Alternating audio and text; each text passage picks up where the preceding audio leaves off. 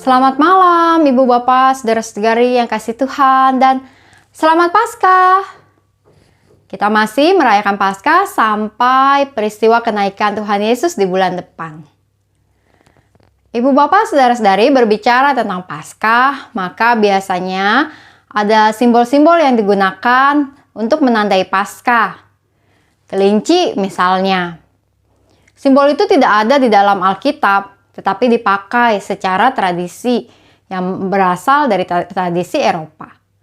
Dan juga tentang telur Paskah. Ya, walaupun tidak diwarnai ya Ibu Bapak telur yang saya pegang ini. Tapi telur biasa dipakai untuk merayakan Paskah. Tradisi merayakan Paskah dengan telur juga tidak ada di dalam Alkitab. Namun dipakai oleh gereja-gereja untuk menjadi perayaan khususnya, biasanya di kalangan anak-anak sekolah minggu. Ada acara mencari telur Paskah, mewarnai, atau juga lomba untuk menghiasnya. Dari manakah sebenarnya tradisi telur Paskah itu muncul? Konon, Ibu Bapak, saudara-saudari, ada yang mengatakan bahwa tradisi telur Paskah muncul pada abad pertengahan, yaitu diambil alih dari perayaan Dewi Esther yang dilakukan oleh orang-orang Eropa Anglo-Sakson. Kemudian akhirnya ketika mereka menjadi Kristen, tradisi itu dipakai. Ada juga yang mengatakan bahwa tradisi telur Paskah muncul dari kebiasaan puasa makan daging atau produk hewan pada masa-masa Prapaskah. Namun, kan ada ya telur-telur yang dihasilkan oleh ayam ketika mereka di minggu Prapaskah. Maka telur-telur itu kemudian dikumpulkan, direbus supaya tahan lama, dan pada hari Paskah dibagikan kepada orang-orang yang membutuhkan. Ada pula yang mengatakan bahwa tradisi telur Paskah, khususnya menghiasnya, dimunculkan oleh seorang raja yang mengumpulkan telur Paskah, menghias dan membagikan kepada anak-anak. Entah apa yang menjadi sejarah sebenarnya, karena dari berbagai artikel yang saya baca, para sejarawan pun tidak ada yang sepakat tentang asal mula telur Paskah. Nah, Ibu Bapak, saudara-saudari, walaupun demikian, telur Paskah kita biasa pakai. Bukan tradisi Alkitab sih. Dan tidak salah juga kalau kita mau menggunakan telur Paskah, mewarnai, atau ada kegiatan mencari telur dalam rangka Paskah. Kenapa? Karena telur Paskah biasanya memiliki sebuah makna. Apa maknanya? Kita tahu Ibu Bapak, saudara-saudari, bahwa Tuhan Yesus dikuburkan dalam sebuah kubur batu.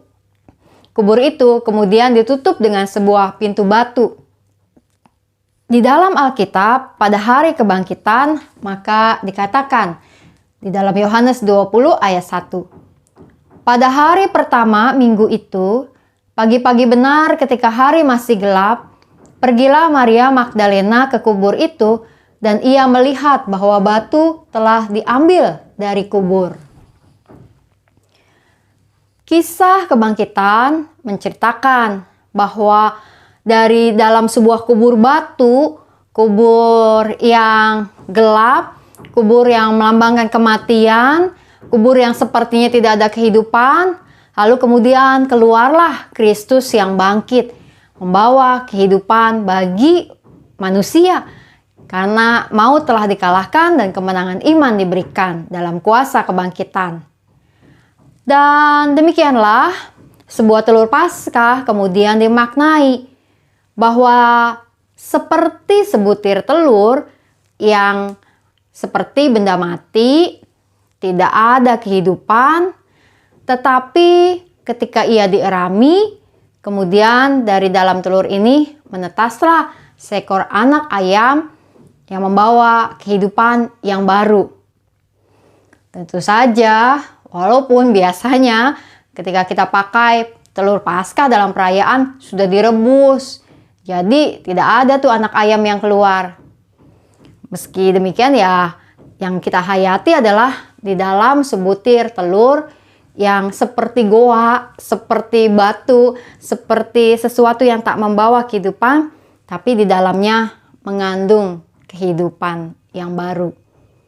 Demikianlah kiranya ketika kita menghayati Paskah, bahwa melalui kebangkitan Tuhan Yesus ada kehidupan baru yang Tuhan berikan kepada kita.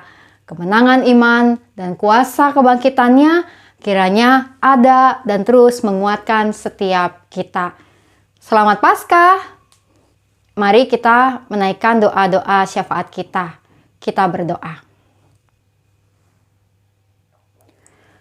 Tuhan yang Maha Kasih, kami bersyukur atas peristiwa Paskah yang dapat kami dengar, rayakan, dan ingat kembali di tahun ini.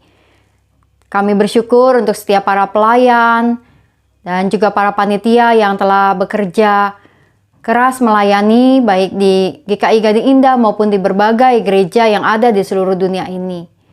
Kami berdoa ya Tuhan, biarlah kiranya setiap gerejamu dimanapun berada dapat terus membawa kehidupan, memperjuangkan kehidupan, dan memelihara kehidupan yang Engkau percayakan.